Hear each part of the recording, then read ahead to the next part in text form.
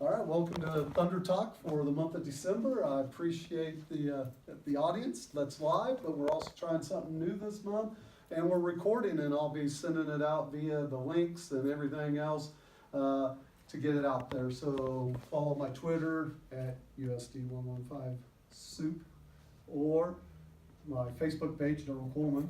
And school links too, because we'll put this on the webpage too. And we'll try to get this out to as many people. We had a request to do this. So we're going to try it out.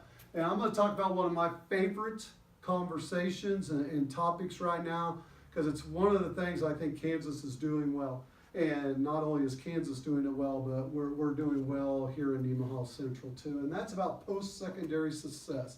You know, we're away from the high stakes testing of the old No Child Left Behind days, and now we're into discussing more of the board goals that the State Board of Education has set forward for us. And one of them is about post-secondary, success. And back in my day, and really not very long ago, up until not very long ago, post-secondary success was kind of determined by how many people went to college. That's what we looked at. How many kids, graduates went on to college.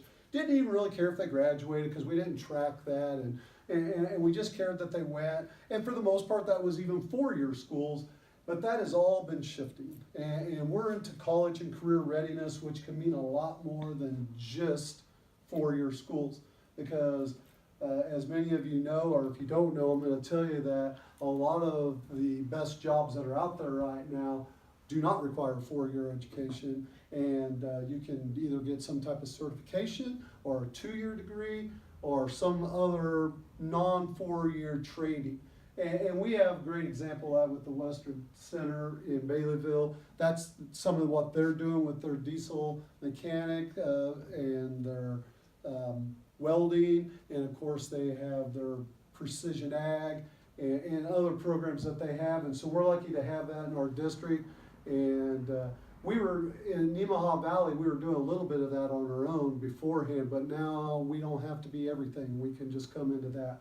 And so the state of Kansas wanted a way, because there's got to be accountability to it. So the state of Kansas wanted a way to show that students were being successful.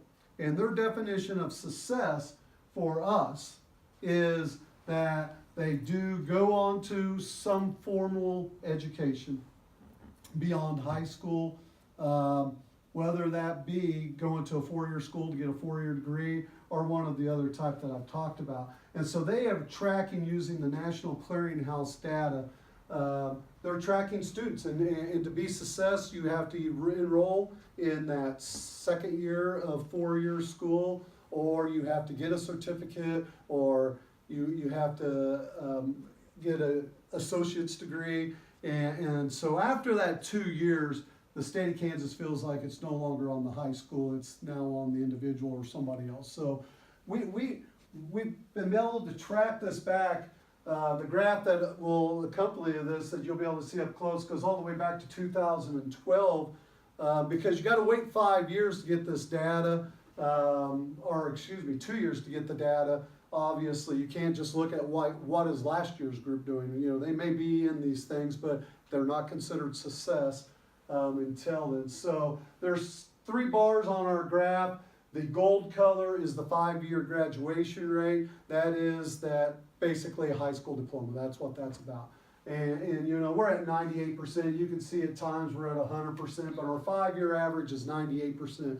You got to remember, with our low numbers at Nemaha Central, one kid will drop you fairly low, or can drop you below that rate. So we usually are above 95. In my time here, we've never been below 95%, but our 5-year graduation rate is 98. They want the state, under the state department, or excuse me, under the state board, they want that rate to be at 95% for the state of Kansas. And the state of Kansas is much lower than that as a whole. We would consider 95 to be a really off year, but there are districts that would consider 95% to be a great increase. And that's based on the data that's coming out about what jobs are out there and what careers are out there in the future. And not having a high school diploma is a real hindrance for success as an adult and be able to you know, make a living. And that's changed over the years. It wasn't very many years ago that if you had a high school, even without a high school diploma, you could become fairly successful. There were jobs out there in manufacturing or whatever, and those jobs aren't as plentiful anymore. The other part of that is the other thing that they then look at on this graph is the 5-year success average, and success is, again, obtaining one of those degrees or being enrolled in college for a second year in a 4-year school. So that's the success rate. And we're at 71% on that. But what they really want is that 5-year effectiveness rate. That is taking into account your graduation rate, your success rate, and they look at that, and they want it to be between 70 and 75%. That comes straight from a report from Georgetown University that talks about that to be the job market, you're going to have a higher training. Now again, it's not a 4-year only diploma. You don't have to graduate with a 4-year degree, but you're going to have some. And they know that 70% of the job markets in the 2020 is going to require that in Kansas. That's not nation, that's in the state of Kansas. And of course, one of the things we like to see is we want to create the opportunity for our students to come back to our district. We don't want the brain drain that used to happen. We saw in the past, I know when I first got in administration, there was a big brain drain from rural Kansas. Students thought being successful was living somewhere other than where you grew up. And you know, whether that be a metropolitan area most of the time. Well, we're hoping that we can get our students to move back, because that's how you maintain your community and your enrollment, to be honest with you. And we are seeing more and more of that here. Now, the effective rate for us over the 5-year average is 69%. That is slightly below the 70 to 75%. We will work on that. Again, it doesn't take, you'll see that over the last few years we've seen that number drop, but we've already looked into those numbers, and that's really like 2 people. And that doesn't mean that's not important, but not every school was reporting to the National Clearinghouse their data. Washburn Tech just started this year reporting their data. There were some other smaller universities and colleges that weren't reporting. The last I knew, Beloit was one that was also, Beloit Tech wasn't reporting it. All of those are now reporting. I don't know that there's any accredited school in Kansas that offers post-secondary education that is not providing it now.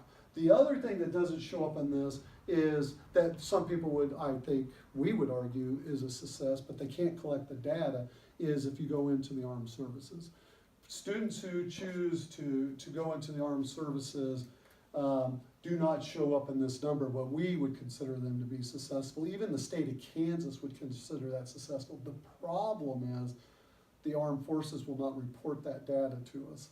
And they're working on it, but it's a hard thing to overcome, big bureaucracy, obviously. So what we are small enough to do is we're going to start going in and looking at those students, and they won't show up on our graph, but we'll start reporting them because we can add them into our success rate, and that'll affect our effectiveness average too.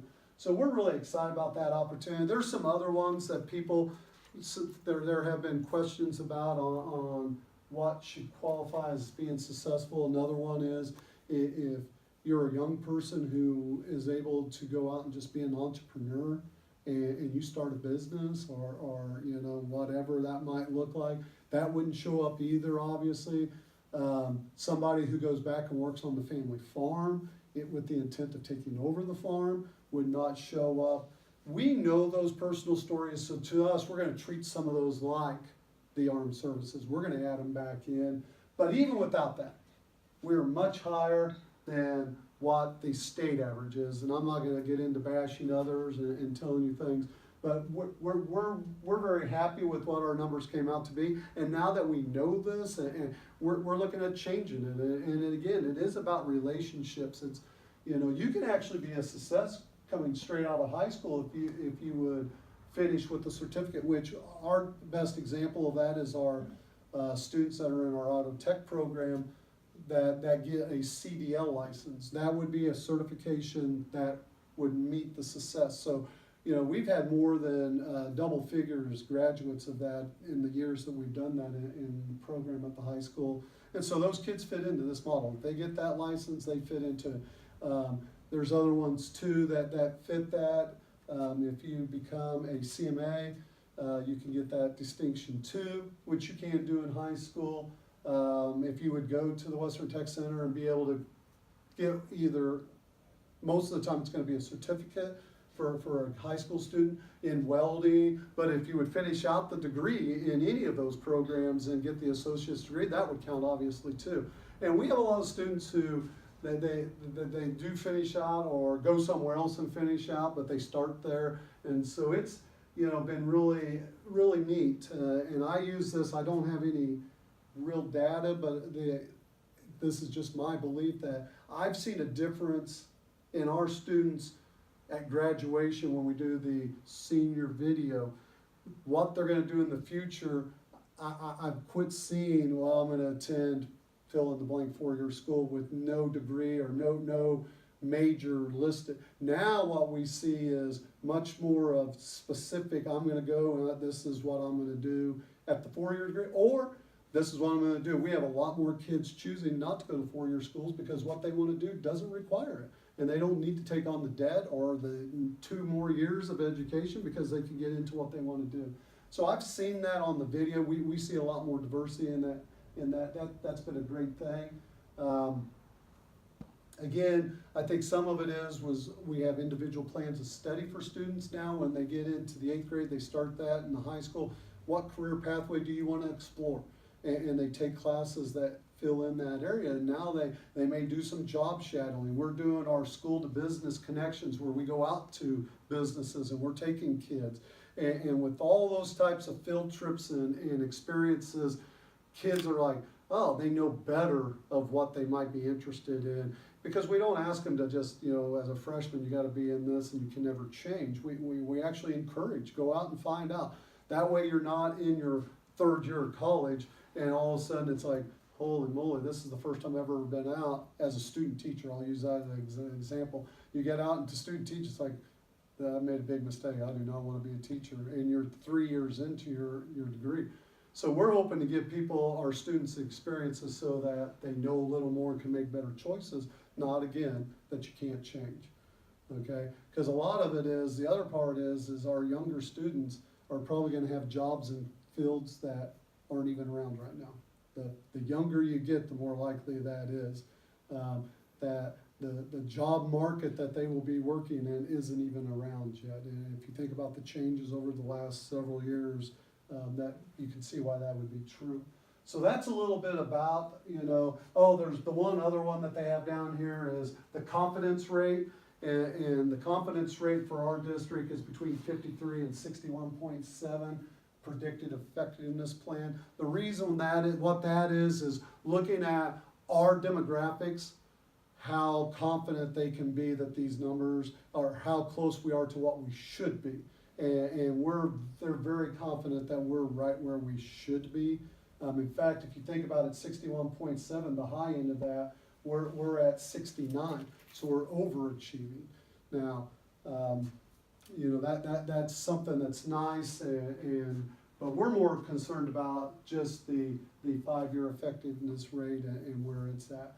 So that's all I have on that topic, and unless the audience has questions, then I'm going to move on to my second topic. Not hearing any.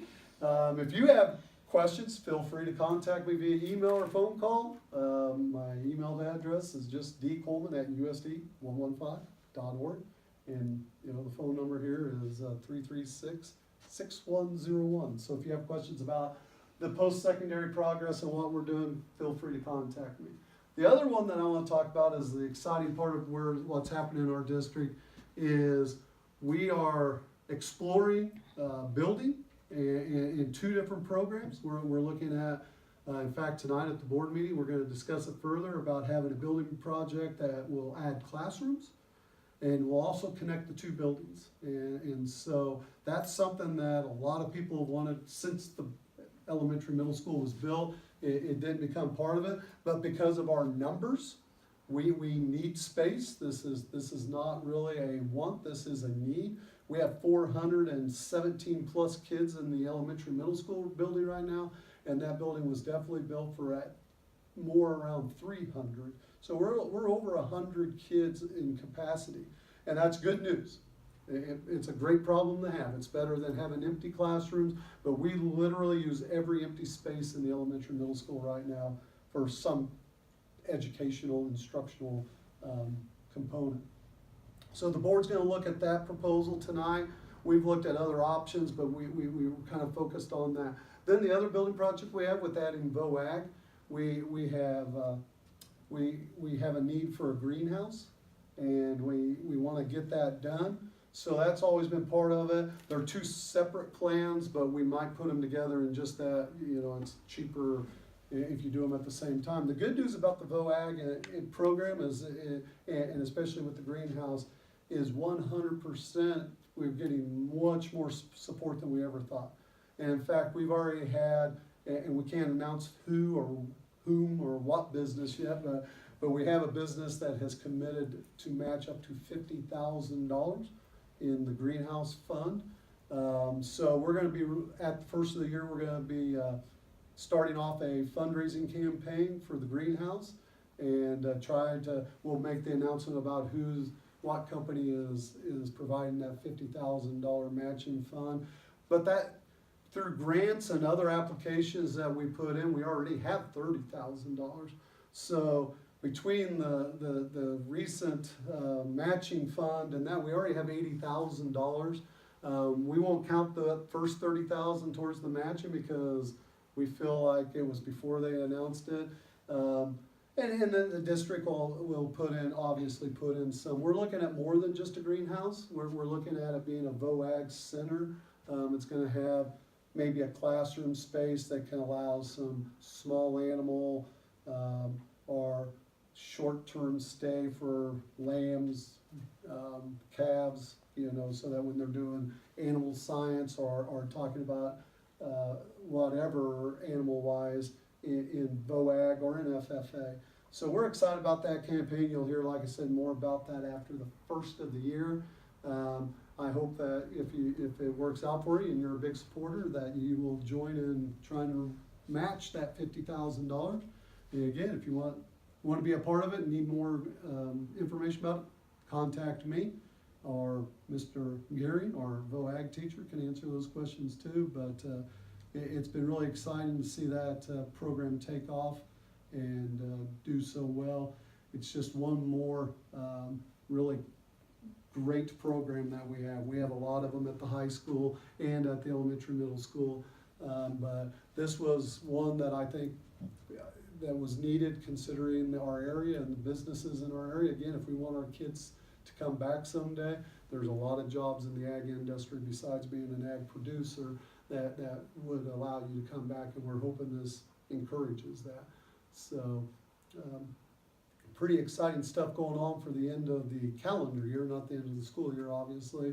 And we'll start off, like I said, that campaign will kick off right after the Christmas break, and we're going to do some big kickoff campaign event at some time, and we'll record it and put it out there too. So again, if you have questions about that, don't hesitate to call me. Those were my two main topics for today's Thunder Talk. Unless I have questions from here in the live audience, I will say, don't forget, next month, I haven't looked, I'm assuming January 9th is in the middle of the week maybe, so we'll plan on it being the January 9th and at 9 a.m. And of course now you have the convenience of catching it on video if you can't make it live. So thanks, and have a great day.